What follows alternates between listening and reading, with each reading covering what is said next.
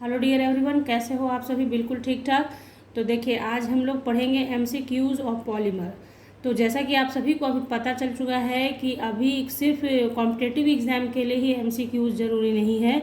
अभी आप अगर क्लास 11th में भी हैं, क्लास 12th में हैं, कहीं भी किसी भी क्लास के लिए जैसी परिस्थितियाँ बनी हैं, उस परिस्थिति के अकॉर्डिंग क्या है कि अभी एमसीक्यू बेस्ड ही एग्जामिनेशन होने की संभावना ज़्यादा है।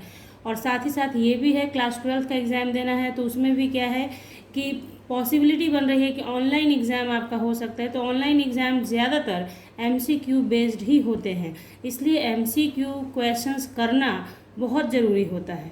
अब यहाँ पे ये भी बता दूँ कि एमसीक्यू क्वेश्चंस करने का मतलब ये नहीं है कि आप चैप्टर्स नहीं पढ़ें, डायरेक्ट क्वेश्चन करने लगे। आपको चैप्टर पढ़ना होगा, देन आफ्टर आपको क्वेश्चंस पे आना होगा।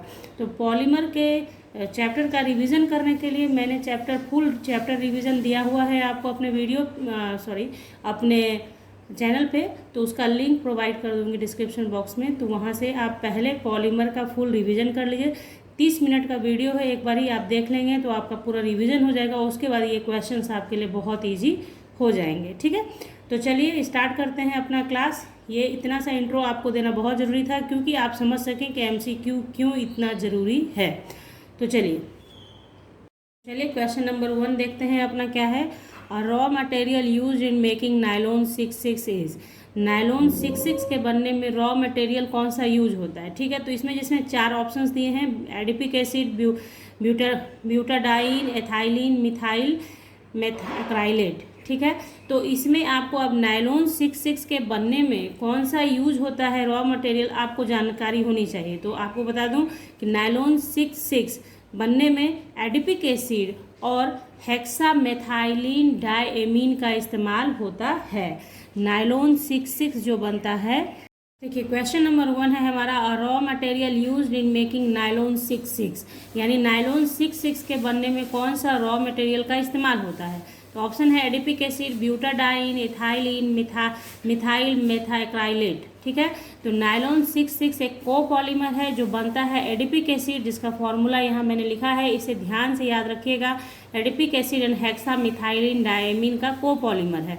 तो यहाँ पे ऑप्शन में क्या है, एडिपिक एसिड है, इसलिए हमारा टिक जाएगा किसमें, एडिपिक एसिड में। ठीक है, अगर हेक्सामेथाइलिन डायएमीन भी होता तो वो ऑप्शन हमारा जाता। ठीक है, तो ये हो गया क्वेश्चन नंबर 1। क्वेश्चन नंबर 2 है हमारा, ओरलॉन इज अ पॉलीमर ऑफ। ओरलॉन जो है वो पॉलीमर है किसका, स्टाइरीन का, अक्राइलोनाइट्राइल का, विनाइल क्लोराइड का, या टेट्राफ्लोरोइथाइलिन का।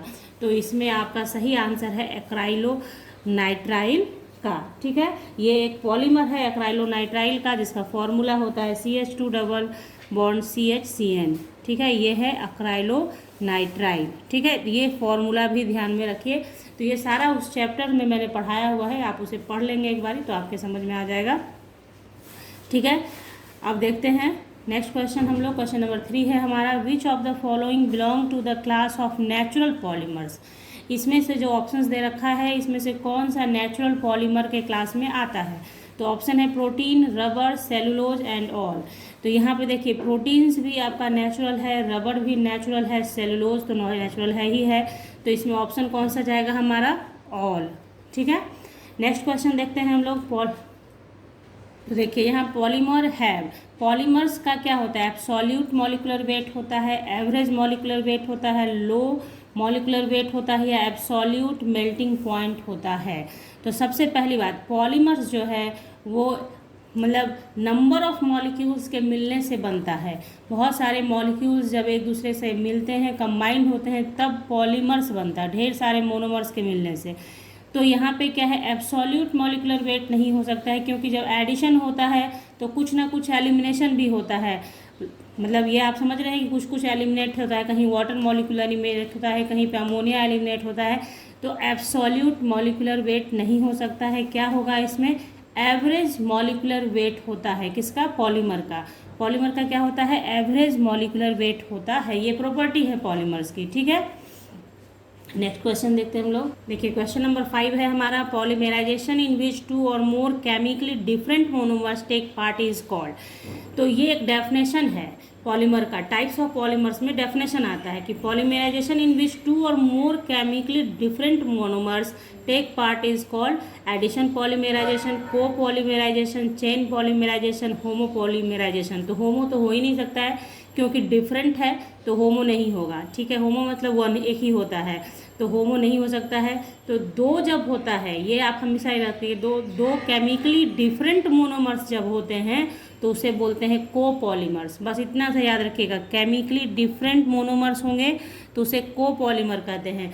एडिशन पॉलीमर नहीं बोलेंगे उसे। एडिशन पॉलीमर का मतलब होता है डिफरेंट, जरूरी नहीं है उसमें कि डिफरेंट मोनोमर्स होंगे, उसमें आपके सेम मोनोमर्स का भी एडिशन होता है तो वो एडिशन पॉलीमराइजेशन में चला जाता है, लेकिन डिफरेंट है इसलिए को पॉलीमराइजेशन होगा। तो इससे ये समझिए आपकी क्वेश्चन कैसे आएगा, मतलब डेफिनेशन से ही क्वेश्चन आ गया, तो इसलिए हर चीज़ को ध्यान में रखना बहुत ज़रूरी होता है, ठीक है। को पॉलीमर, को मतलब जहाँ दो डिफरेंट होगा, कैसे आप लोग पढ़ते हैं को एडुकेशन, जहाँ लड़के लड़कियाँ दोनों पढ़ते हैं उसे को एडुकेशन कहते हैं। उसी तरह से केमिकली डिफरेंट मोनोमर्स होंगे दो तो उसे को पॉलीमराइजेशन कहा जाता है। जो अभी पीछे हमने एग्जाम्पल देखा था नायलॉन 66, वो क्या है, को पॉलीमर है। क्वेश्चन आ सकता है नायलॉन 66 कैसा पॉलीमर है, तो को पॉलीमर है, ठीक है। क्वेश्चन नंबर नेक्स्ट देख लेते हैं हम लोग। टेफ्लॉन इज, टेफ्लॉन बहुत फेमस है, क्लास 10th में भी आपने पढ़ा होगा कि टेफ्लॉन क्या है। तो यहाँ पे जो एग्जाम्पल, ये जो आपका ऑप्शंस दे रखा है, इसमें टेफ्लॉन कौन सा है, CF2 जब नंबर ऑफ टाइम्स जुड़ जाता है तो टेफ्लॉन का निर्माण होता है। तो एकदम याद रखिएगा, ये सब हाईलाइटेड क्वेश्चन होता है कि टेफ्लॉन किससे बनता है, ये पॉलीमर ऑफ CF2। देखिए ये हो गया आपका टेफ्लॉन का CF2, ठीक है। अब देखिए क्वेश्चन नंबर नेक्स्ट देख लेते हैं हम लोग। The product of addition polymerization reaction is, अब ये यहाँ पे क्वेश्चन दे रखा है आपको, तो इसमें बताना है कि एडिशन पॉलीमराइजेशन का एग्जाम्पल कौन सा है। इसमें PVC है, नायलॉन है, टेराइलिन है, पॉलीअमाइड है। इसके लिए आपको याद रहना बहुत ज़रूरी है। तो आपको एडिशन पॉलीमराइजेशन कहाँ होता है, सिर्फ जब आपका एक ही टाइप का मोनोमर्स ऐड होता है तो एडिशन पॉलीमराइजेशन होता है। एक ही मोनोमर्स नंबर ऑफ टाइम्स जुड़ जाते हैं, जैसे पॉलीएथाइलिन, तो क्या होता है उसमें एथाइलिन नंबर ऑफ टाइम्स जुड़ जाता है। उसी तरह से पॉलीविनाइल क्लोराइड, उसमें क्या होता है vinyl chloride number of times जुड़ जाता है, एडिशन हो जाता है तो वो पॉलीविनाइल क्लोराइड बन जाता है, यानी कि PVC हो जाता है, पॉलीविनाइल क्लोराइड, ठीक है। बाकी जैसे पॉलीअमाइड है, टेराइलिन है, ये सब का आप देखेंगे तो वो कोई आपका को पॉलीमर है तो उसमें एडिशन को पॉलीमर का दूसरे ढंग से एडिशन होता है, इस तरीके से नहीं। तो the product of addition polymerization क्या हो गया, PVC। यहाँ पे जो ऑप्शंस है उसके हिसाब से आपको सोचना है, ठीक है। ओके, नेक्स्ट क्वेश्चन देखते हैं हम लोग। Natural rubber is a polymer derived from, तो नेचुरल रबर जो है वो किससे बनता है, तो जैसे क्वेश्चन में है आपके ऑप्शन में क्या दे रखा है, प्रोपाइलिन, एथाइलिन, ब्यूटाडाइन, आइसोप्रीन, ठीक है। तो नेचुरल रबर जो होता है वो क्या होता है, कंफ्यूज नहीं होना है आपको, आइसोप्रीन को ध्यान में रखिएगा। आइसोप्रीन क्या होता है, 2-methyl-1,3-ब्यूटाडाइन, ठीक है। यही है नेचुरल रबर का स्ट्रक्चर। केमिकली अगर बोला जाए कि रबर का स्ट्रक्चर कैसा होता है तो आइसोप्रीन से होता है, नेचुरल रबर बनता है। नंबर ऑफ आइसोप्रीन जब जुड़ जाते हैं तो नेचुरल रबर बनता है। और आइसोप्रीन का फॉर्मूला आपको ध्यान में रखना होगा, कभी कभी बच्चे कंफ्यूज हो जाते हैं, ब्यूटाडाइन में मार देते हैं, ठीक, वो नहीं होना चाहिए। आइसोप्रीन है, क्या होता है आपका 2-methyl-1,3-ब्यूटाडाइन। अब इसका स्ट्रक्चर आप लिख लें, आपको लिखने सिखाया गया है कि नाम से आप स्ट्रक्चर कैसे लिखेंगे, खुद से लिखें और आपके कुछ आपका प्रैक्टिस भी हो जाएगा, ठीक है। तो 2-methyl-1,3-ब्यूटाडाइन, तो ये आपको ध्यान में रखना है आइसोप्रीन। नेक्स्ट देखते हैं क्वेश्चन। देखिए नेक्स्ट क्वेश्चन नंबर 9 है हमारा, which process involves the formation of polystyrene from styrene, ठीक है। तो polymerization, racemization, condensation, reversible reaction.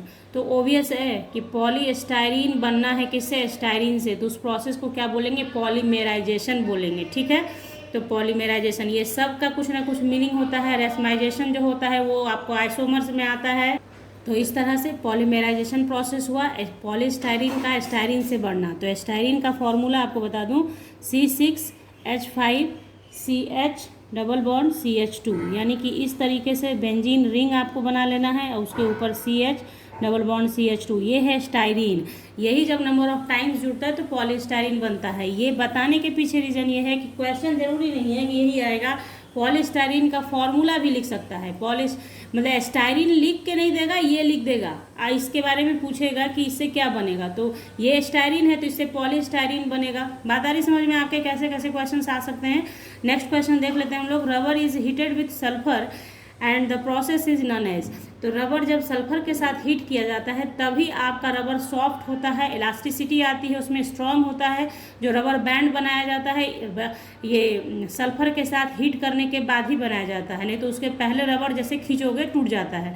तो क्या होता है, rubber is heated with sulphur and the process is known as vulcanisation. ठीक है, जब आप रबर को सल्फर के साथ हीट करते हैं तो उस प्रोसेस का नाम हो जाता है वल्कनाइजेशन। आपको अगर वल्कनाइजेशन का डेफिनेशन भी आएगा तो आप ये लिख सकते हो, when rubber is heated with sulphur the process is known as vulcanisation. ठीक है, अब नेक्स्ट क्वेश्चन देखिए आप। Teflon, polystyrene and neoprene are all copolymers, monomers, condensation polymers, homopolymers. तो देखिए टेफ्लॉन लिखा है, पॉलीस्टाइरीन लिखा है, नियोप्रीन लिखा है, तो ये मोनोमर्स तो हो नहीं सकते हैं। मोनोमर्स होता तो पॉली वर्ड यूज नहीं होता, स्टाइरीन लिखा होता और यहाँ पर टेफ्लॉन नहीं लिखा होता। तो पहली बात कि पॉलीमर मोनोमर्स तो ये है नहीं, है तो ये पॉलीमर। अब कोपॉलीमर मैंने आपको अभी बताया है, कोपॉलीमर में क्या होता है, दो डिफरेंट पॉलीमर्स मोनोमर्स होते हैं। तो टेफ्लॉन का भी आपने ऊपर एग्जाम्पल देखा, टेफ्नॉल। तो यहाँ देखिए कोपॉलीमर नहीं होगा क्योंकि मैंने बता रखा है आपको कोपॉलीमर क्या होता है। कंडेंसेशन पॉलीमर नहीं है ये, होमोपॉलीमर्स होगा ये। होमो क्यों, क्योंकि एक जैसा सारा इसमें मोनोमर्स होता है। टेफ्लॉन में भी CF2 होता है। ठीक है, पॉलीस्टाइरीन अभी जस्ट मैंने बता रखा है, नियोप्रीन उसी मतलब ये सारे के सारे एक ही टाइप्स के मोनोमर्स से मिलकर बने होते हैं, that's why they are homopolymers. तो ये सारी बातें मैंने पढ़ाई है आपको बच्चों, टाइप्स ऑफ पॉलीमर्स पढ़ाया है, हर तरीके से पढ़ाया है, किस तरह से कंबाइंड होता है। तो उस वीडियो को आप वॉच करें, आके कमेंट करें कि आपके उस वीडियो को पढ़ने के बाद ये क्वेश्चन आपके लिए कितना ईजी रहा और आपने कितना क्वेश्चन अटैम्प्ट किया। क्योंकि अब ये मैंने अपनी तरफ से ये क्वेश्चंस दिया है, और भी क्वेश्चंस आपको दूंगी, लेकिन क्वेश्चंस कैसे पूछे जा सकते हैं इसकी पॉसिबिलिटीज़ भी मैं बीच बीच में आपको बताती रहती हूँ कि ये क्वेश्चन ज़रूरी नहीं है कि इस तरह से पूछ के ऐसे पूछ सकता है, ऐसे पूछ सकता है। तो हर चीज़ पढ़िए ऐसे तरीके से कि कोई क्वेश्चन छूटे नहीं, आपका दिमाग तुरंत काम करे कि हाँ ऐसा क्वेश्चन पढ़ा है, इसका आंसर ऐसा है। ठीक है, तो चलिए आज का वीडियो बस इतना ही है। क्वेश्चन नंबर 11 तक हमने सॉल्व किया, अगले वीडियो में और इसके आगे बढ़ेंगे हम लोग। तब तक आप इसका प्रैक्टिस करिए, बने रहिए साथ में, सब्सक्राइब कीजिए चैनल को विथ बेल आइकन। तो मिलेंगे आपसे नेक्स्ट वीडियो में नेक्स्ट क्वेश्चंस के साथ, तब तक के लिए bye, thank you, take care, have a nice day.